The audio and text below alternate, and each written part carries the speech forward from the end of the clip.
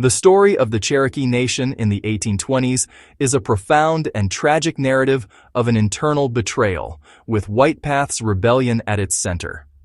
It is not just a story of political change, but of the destruction of a traditional way of life by a new class of leaders driven by greed. The rise of a new Cherokee elite marked a turning point in the nation's history. These leaders, often of mixed Cherokee and European ancestry, forged powerful alliances, including with Andrew Jackson, that would shape the future of the Cherokee Nation. Their emergence signaled a shift from traditional communal values to a society increasingly influenced by outside forces and internal ambition.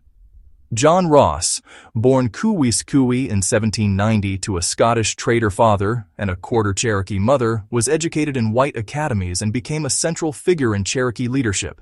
His ability to navigate both Cherokee and American societies made him a powerful advocate for his people, and he would go on to lead the nation through its most turbulent years. Major Ridge, a full-blood Deer Clan warrior from the Hiwassee River, was baptized a Christian in 1812. Known for his ambition and leadership, Ridge played a crucial role in the nation's transformation, balancing tradition with the demands of a changing world. The Van family's story began with a Scottish trader who married a Cherokee woman. In matrilineal Cherokee society, their children gained clan status and authority, allowing the family to influence the nation from within.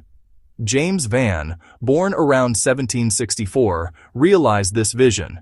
By the early 1800s, he controlled the Diamond Hill Plantation, a brick mansion, and over 100 enslaved people, becoming a wealthy and influential figure.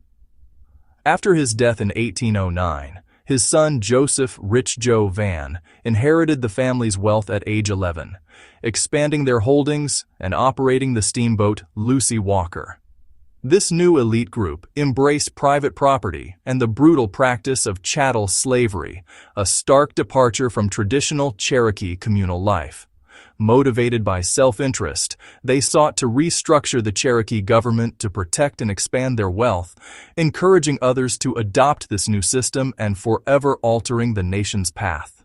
The traditional Cherokee way of life was matrilineal and communal, with women holding immense power and authority spread among the clans. Nancy Ward, known as the Beloved Woman, was the last living symbol of this old order. She held great spiritual and political authority until her death around 1822 near Benton, Tennessee. Her passing created a power vacuum, and the new Cherokee elite were ready to fill it, seeking to reshape the nation's future. The alliance with Andrew Jackson was a calculated move by this new elite. Cherokee warriors, including the traditionalist war chief White Path, fought alongside Jackson at the Battle of Horseshoe Bend in 1814. Around 1,000 Cherokee allies, led by chiefs like Pathkiller, flanked the Red Stick fortifications, suffering 23 deaths in the decisive assault. The new elite, including Major Ridge, saw the war as a chance to gain political influence and prove the Cherokee were a civilized nation. Their goal was to secure U.S. support for a new, centralized government that protected private property. Their presence at Horseshoe Bend was a calculated step toward consolidating their own power and transforming Cherokee society. In contrast, White Path's motivation was rooted in tradition and the defense of his people. He fought not for power, but to protect Cherokee land and the old ways. For White Path, the Red Stick Creeks were a direct threat to Cherokee safety. His service was a demonstration of loyalty and a warrior's duty, not a means to accumulate power. Fighting alongside Jackson was, for him, about survival and protecting the land where the old ways still existed, even as the new elite envisioned a different future. Freemasonry, a tool of power and influence. Freemasonry was a significant aspect of the lives of the new Cherokee elite and their American allies. John Ross, Major Ridge, and their associates were all Freemasons. This connection was not a coincidence. Ross was initiated as a Master Mason in April 1827, charter member of Olive Branch Lodge No. 53 in Jasper, Tennessee, Easton. 1824. The very same year the new Cherokee Constitution was drafted. The Van family, given their powerful and prominent role within this elite and their close ties to Ross and Ridge, were almost certainly involved as well. with Diamond Hill hosting gatherings, per later lodge records. This shared bond provided a powerful network for building trust and alliances. The new elite used their fraternal connections and shared ideology to consolidate their power and dismantle the traditional way of life. The Betrayal and White Path's Rebellion. With Nancy Ward gone, the new elite, led by Ross and Ridge, moved quickly. They began a quiet coup, actively dismantling the traditional way of life. They centralized power in a national council they controlled and passed new laws that established private property, directly attacking the communal system and stripping Cherokee women of their traditional authority. This is the exact moment when White Path took his stand. He saw this power grab for what it was, a betrayal of the Cherokee's core identity. His rebellion, beginning in 1824, sparked by Seneca Prophet Handsome Lake's moral revival teachings on resisting white cultural erosion, spread via Iroquois ties, was a direct challenge to the new government's authority. He and his followers formed their own council in Old Town near Ellijay, Georgia, demanding a return to the old ways and the authority of the clans. The new government, however, was a political machine. Instead of resorting to physical force, Ross and Ridge outmaneuvered White Path. In 1826, they used their new authority to officially depose him from his seat on the council. They then solidified their authority by finalizing a constitution in 1827 that enshrined their new, male-dominated and property-focused government. White Path's decision to submit was not a surrender. He recognized that his rebellion could not defeat the new government from the outside. His submission was a strategic decision to get back inside the system. By returning to the council in 1828, he could continue to fight for the traditionalists' interests and challenge the new government from within. This demonstrates the full tragedy of the situation. Even the most dedicated defender of the old ways had to compromise his position just to be able to continue fighting. The internal power struggle, born of greed, would ultimately prove fatal. It divided the nation and made it vulnerable to the U.S. government. The new government, created by greedy entrepreneurs like the Vans, would become the vehicle through which a small faction, led by Major Ridge, would later sign away the nation's land via the 1835 Treaty of New Akota against Ross's protests. The final tragic irony of this story is that not even the elite who instigated these changes were safe from betrayal.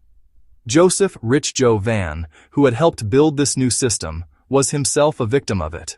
In 1834, he was evicted from his vast estate, and his home was seized by the Georgia Guard under Captain William Lindsay, auctioned for $5,000 after a March raid citing his hiring of white overseer Abner McDonald, violating Georgia's 1830 extension law. His property was taken from him because he had broken a specific Georgia law that made it illegal for a Cherokee person to hire a white man. Van had hired a white overseer for his plantation, and the state used this as a pretext to confiscate his property. His experience highlights the stark class divisions within the nation. While other Cherokees endured the brutal overland march, Van received a significant financial settlement from the U.S. government, nearly double the estimated value of his lost property, around $19,000 in 1836, per claims records. He then moved his family and his more than 200 enslaved people on a flotilla of flatboats, 11 vessels navigating the Tennessee, Ohio, and Mississippi rivers in 1836–37, determined to rebuild his life. He accomplished this, constructing a new mansion and once again becoming a powerful figure, even being appointed assistant chief under John Ross in 1840, aiding post-removal governance. His tragic end came in 1844 when he was killed in a steamboat explosion, the Lucy Walker bursting near Louisville, Kentucky during an Ohio River race, claiming over 200 lives. White Path, who fought so hard to save his people's traditions, died on the Trail of Tears from pneumonia at age 77 on November 8, 1838, at Latham Farm near Hopkinsville, Kentucky, buried alongside Elder Fly Smith, a certified trail site today, a final tragic victim of the internal strife he had so desperately tried to stop. A call to action for unity and progress. Reflecting on this history of division and resilience reminds us that the Cherokee people's strength lies in unity and active participation. Today, let's honor our ancestors by engaging in politics and local government to drive positive change. Imagine reuniting the three federally recognized Cherokee bands: the Cherokee Nation in Oklahoma, the Eastern Band of Cherokee Indians in North Carolina, and the United Kituwa Band of Cherokee Indians in Oklahoma, to amplify our collective voice. Drawing inspiration from models like the Seminole Tribe of Florida, which generates over $1.1 billion in annual revenue from its operations and distributes substantial per capita dividends, around $2,500 monthly or $126,000 yearly per member, to support its approximately 4,300 citizens, the Cherokee Nation could advocate for similar dividends from its thriving casino enterprises. Cherokee Nation businesses, including Cherokee Nation Entertainment, reported $2 billion in total revenue for FY 2024, with gaming and hospitality alone exceeding $1 billion in gross revenue across 11 properties that welcome over 10 million guests annually. By pushing for equitable distribution of these funds, currently with 37% returned as dividends to the nation for community reinvestment, we can ensure broader benefits for all citizens. Beyond casinos, let's champion the expansion of Cherokee-owned businesses, building a strong national brand and franchise model to create sustainable wealth and jobs. Together, through community events, cultural gatherings, and online connections, we can foster deeper bonds among our people. Join the movement. Get involved, vote, advocate, and let's build a united, prosperous future for the Cherokee Nation. One that echoes the enduring spirit of our forebears. Toward full international sovereignty, a seed for the future. As we unite and build economic strength, consider this next horizon: the Cherokee Nation's path to full international sovereignty.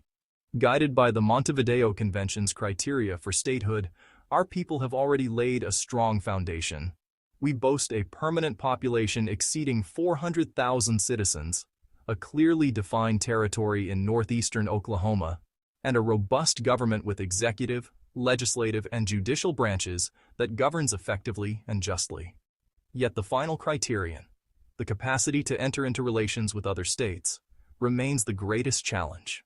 Under U.S. law, the Cherokee Nation is classified as a domestic dependent nation, sovereign in internal affairs, but subject to the plenary power of the federal government.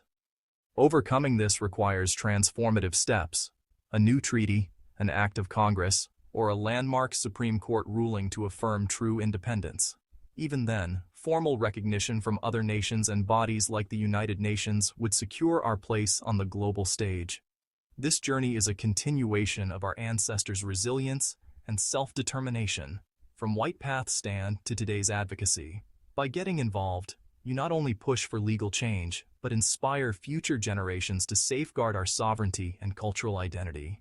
It underscores the vital need for unity among all Cherokee people, especially across the three federally recognized governments: the Cherokee Nation of Oklahoma, the United Kituwa Band of Cherokee Indians, and the Eastern Band of Cherokee Indians. Setting aside differences to forge a shared vision would create a cohesive front, prioritizing collective strength over individual structures. The groundwork is solid. Now, let us plant the seeds of this monumental goal together. One voice, one action at a time.